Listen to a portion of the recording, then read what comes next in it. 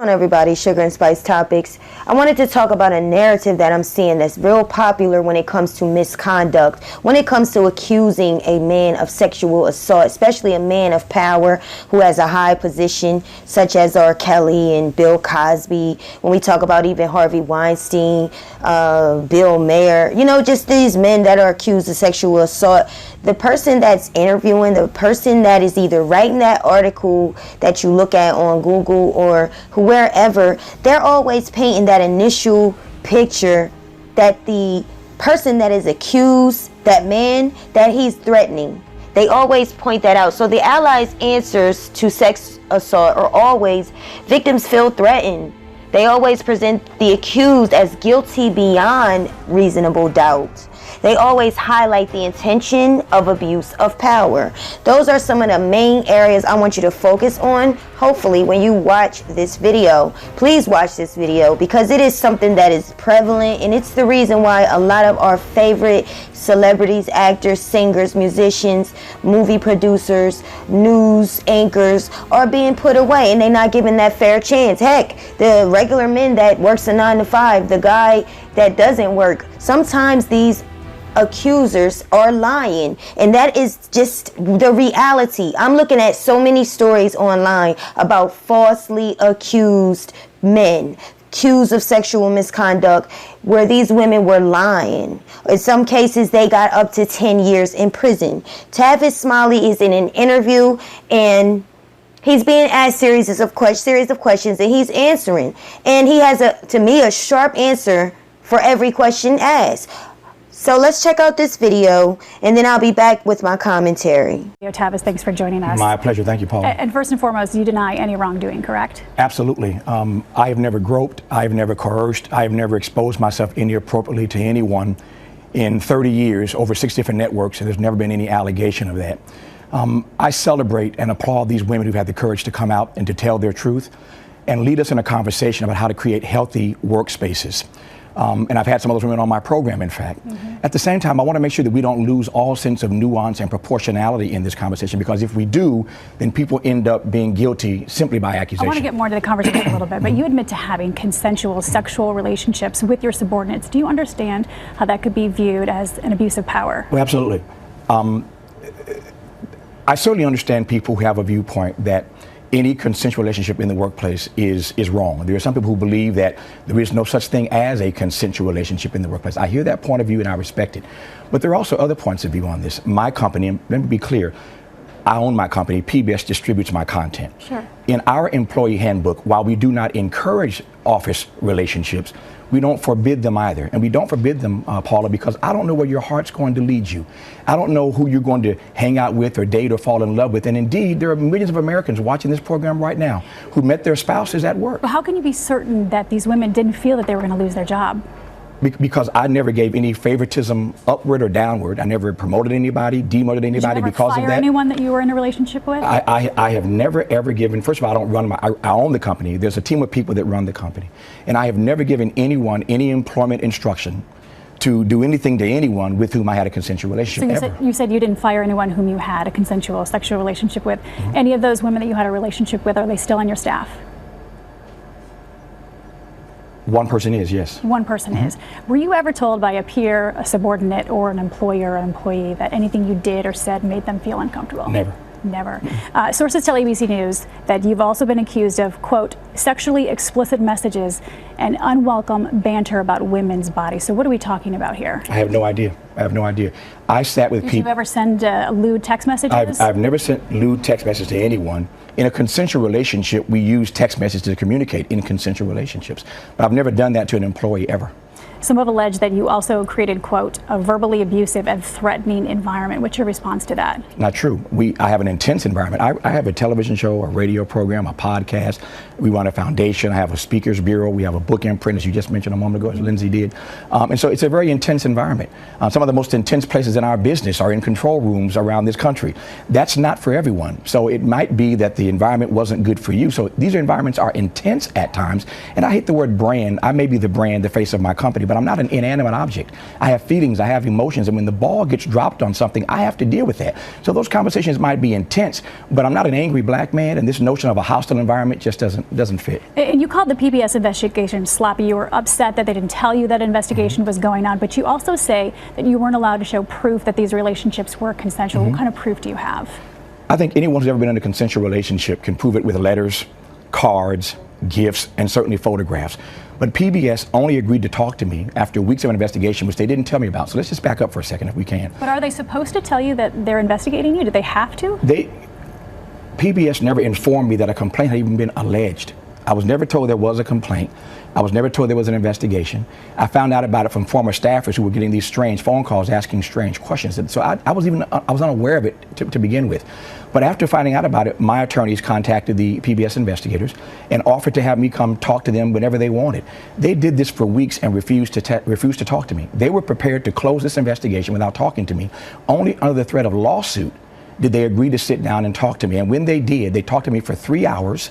And they never told me who the accusers were, what the allegations were, never allowed me to provide any information, and didn't give me due process. Is it important to you to know who your accusers are? It's important to sit in a meeting and at least understand what we're talking about. If we're talking for 3 hours and all the questions are vague and there's no specificity, no persons, no places, no times, it's hard to sit for 3 hours and talk without knowing what you're talking about. But I think most of your employees had to sign non-disclosures. They feel threatened. They're scared to come forward and to publicly reveal who they are. Well, I'm not sure I believe that, number one. But number two, all I'm saying is in an investigation for 3 hours, if I don't know what we're talking about and there's no specificity, how can I answer the question? So I answer the questions to the best of my ability, but it gets worse than that.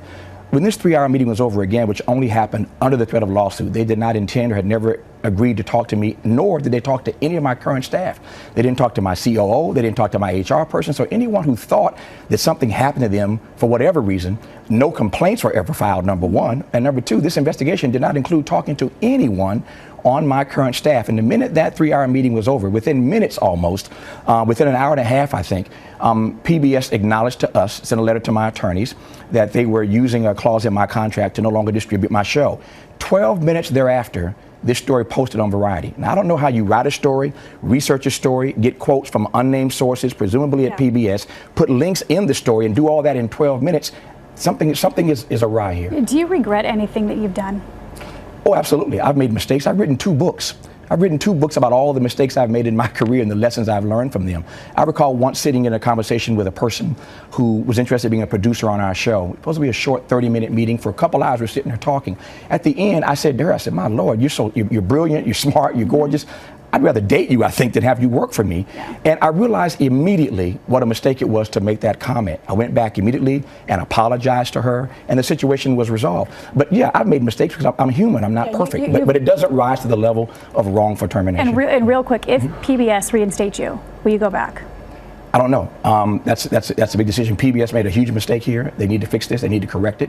But I don't know the answer to that. Sounds like you're willing to go pretty far to fight this. I'm gonna do anything to protect my reputation. All right, Tavis, Smiley, thanks for joining us. Thank you very much. So one of the questions the interviewer asked, is it important to know who your accusers are? I saw this question being asked before. Well, yes. How can you give specific details and comply with your interview? You're being interviewed, for example, by a federal investigator or detective. How can you give your fair shot, give your account, your proof that you didn't do what they're accusing you of doing if you can't provide specifics? I don't know who's accusing me. So how am I going to give you account of anything? Why would I say I'm guilty of something? I don't even know who you talking about.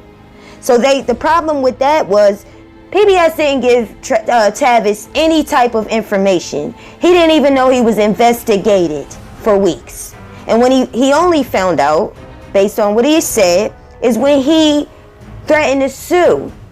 That's when he got 3 hours of an investigation, and they didn't allow him to show proof that there was a consensual relationship. Why don't y'all think they didn't allow him to show proof that there's a consensual relationship? And why did they already start that investigation without his knowledge? Tavis talked about how he felt about workplace relationships, because that interviewer, as you saw, she tried it. She tried to paint that picture again, that relationships in the workplace is not tolerable. However, Tavis is like, okay, I own my company. PBS, yes, they distribute the work, but it's my company, and in my employee handbook, he says, we don't encourage relationships in the workplace, but we do not prohibit them. So they are allowed, because Tavis, like he said, you can't control. He understands you cannot control who people fall in love with. So it's not in the handbook that you're not supposed to have a workplace relationship. Again, as I said in the beginning, the first thing they try to do, they as in the person that's interviewing or the person that is the ally against you, is they try to present it as an abuse of power, feel threatened. So they already tried to take away your due process. So the question was, how can you be certain that these women felt they felt that they would lose their job or not? And Tavis answered, look, I never gave them favoritism. I never promoted them. I never demoted them. And Tavis also answered, he never been told by any employee or staff that he made them feel uncomfortable. So Tavis, again, was very short with his answers because he's telling the truth. Another question the interviewer asked was, has he ever sent any sexually explicit messages? Because that was one of the accusations. They tried to say he was sending them lewd pictures through text messages. Tavis, in this, whoever these people was, okay, this was a consensual relationship. These were consensual relationships. Tavis has proof of that. He had proof of that. PBS investigators did not want his proof. So his answer was, in a consensual relationship, we use text messages to communicate.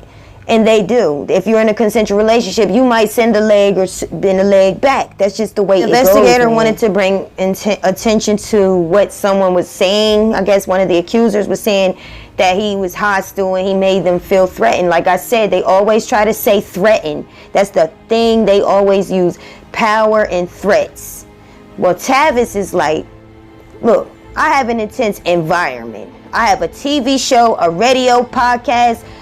I run a foundation. I have speaker bureau, book imprints. It's a very intense environment. Some of the most intense places in our business are in control rooms around this country. That's not for everyone. Says that you might not want, it might not be for you. Yeah. Anybody that ever saw Tavis knows that this man is hyper, okay? So don't try to put on him like he's hostile. Another thing he said in that interview was, don't paint me as a hostile black man. I'm not an angry black man. That we know Tavis and we know how he is. So I thought I'd share that with y'all. It's very important that we realize the tactics that they use. And I am here to expose them, okay? Thank you for listening, guys. Have a good day.